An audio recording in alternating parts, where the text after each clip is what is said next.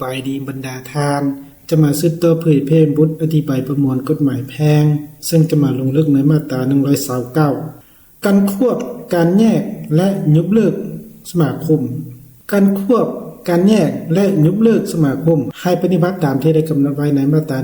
117 118และ119ของประมวลกฎหมายฉบับนี้นะตัวนี้ถือว่าเป็นเนื้อหาของมาตรา129แล้วต่อมาจุดประสงค์ของมาตรานี้เพื่อกำหนดให้รู้ถึงรูปแบบและระเบียบการควบการแยกและกรณีของการยุบเลิกของสมาคมตัวนี้ถือว่าเป็นจุดประสงค์และต่อมาตัวอย่าง1การควบสมาคมให้เบิ่งตามตัวอย่างมาตรา117ของบทอธิบายประมวลกฎหมายแพ่งแล้วต่อมาตัวอย่างที่2การแยกสมาคมให้เบิ่งตามตัวอย่างในมาตรา118ของบทอธิบายประมวลกฎหมายแพ่งและต่อมาตัวอย่างที่3การยุบเลิกสมาคมให้เบิ่งตามตัวอย่างของมาตรา119ของบทอธิบายประมวลกฎหมายแพ่ง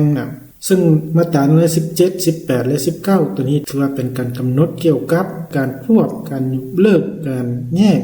ของนิติบุคคลซึ่งสมาคมก็ปฏิบัติดังเดียวกันครับนิติบุคคลเนื่องจากว่าสมาคมก็มีฐานะเป็นนิติบุคคลคือกันส่วนในมาตรา117และมาตรา118 119นั้นข้าพเจ้าได้เผยแพร่ไปแล้วฉะนั้นการเผยแพร่มาตรา129มาฮอดนี้ก็ได้สิ้นสุดลงเพียงเท่านี้นะขอบใจ